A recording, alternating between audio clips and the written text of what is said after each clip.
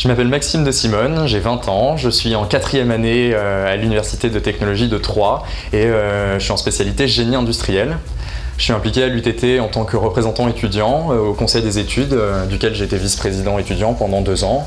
Je suis également membre du club pour l'innovation et pour l'entrepreneuriat depuis maintenant 3 ans et j'ai eu des responsabilités au sein du Bureau national des élèves ingénieurs en tant que responsable du pôle relations extérieures et représentation étudiante.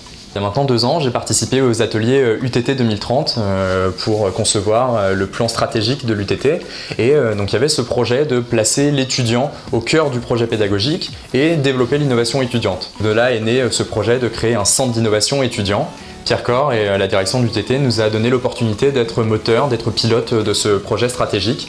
Donc ça a commencé par la création d'un espace de coworking de plus de 100 mètres carrés pour que les étudiants puissent se retrouver, pour échanger, partager, travailler sur leur projet. Et à côté de ça, on a développé, on a regroupé toutes les différentes briques, tous les dispositifs qui sont disponibles à l'UTT pour encourager et valoriser les initiatives étudiantes. Il y a le MindTech, un espace de fabrication, il y a le MindHack, un Hack Lab, il y a également un système pour valoriser et reconnaître les compétences qu'on a acquises au travers de nos projets, pour les reconnaître dans notre parcours de formation en crédit ECTS. Il y a également un label pour mettre en avant tous les événements, tous les ateliers, les challenges qui peuvent être organisés pour inspirer les étudiants. Et il y a également la création d'un réseau social pour regrouper partenaires extérieurs, enseignants, anciens étudiants et étudiants. On a eu beaucoup de relations avec la direction de la formation et de la pédagogie de l'UTT, avec également la direction des relations entreprises, les étudiants, les responsables associatifs, pour créer un dispositif transversal qui puisse permettre à chaque étudiant de développer ses projets. Donc derrière, ça peut être des projets d'entrepreneuriat. On a de plus en plus de projets de start-up à l'UTT, mais ça peut aussi être des projets humanitaires, des projets solidaires ou tout autre type de projet. Alors moi de mon côté, ça m'a donné aussi envie de réaliser d'autres projets. Il y avait déjà pas mal d'idées, pas mal d'initiatives qu'on avait envie de lancer et donc ça m'a permis d'en concrétiser certaines. J'ai participé à un concours de start-up, le Australian e-Challenge, donc on était en compétition avec une 40aine d'équipes.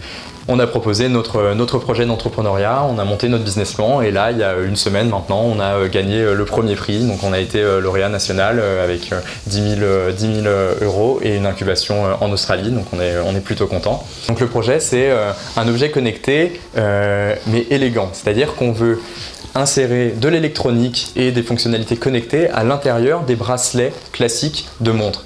Donc ça pourra permettre à quelqu'un qui a une Rolex ou une belle montre de garder son beau cadran, de préserver l'élégance et la tradition de sa montre et intégrer un bracelet connecté avec des fonctionnalités pratiques comme rentrer dans le métro ou payer par exemple. Pendant qu'on développait la démarche Mind à l'UTT, j'étais membre du Bureau national des élèves ingénieurs et j'ai eu l'occasion de m'impliquer auprès de IESF, auprès du réseau Intelligence de la complexité, dans un groupe de travail donc national pour repenser la formation des ingénieurs, pour repenser les pratiques pédagogiques et l'organisation du cursus pour permettre de prendre en compte la complexité et former des ingénieurs capables de réaliser des projets. Donc derrière l'ambition, c'est de déployer et de permettre à toutes les écoles d'ingénieurs, tous les établissements d'enseignement supérieur de repenser leur formation, de prendre en compte les projets étudiants, de valoriser les compétences que l'on acquiert au travers de nos différentes initiatives et de les intégrer dans le parcours de formation.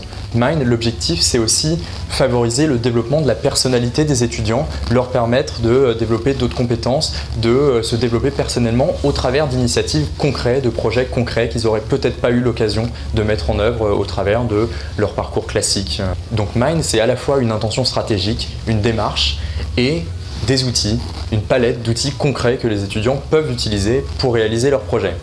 Donc pour donner corps à tout ça et pour permettre de le déployer, que les étudiants se l'approprient, il a fallu créer une identité autour de ce projet, mettre en cohérence tout ce qui existe à l'UTT, que ce soit des dispositifs de financement, des tiers-lieux de création, que ce soit des systèmes de reconnaissance des crédits ou pour l'aide à l'entrepreneuriat.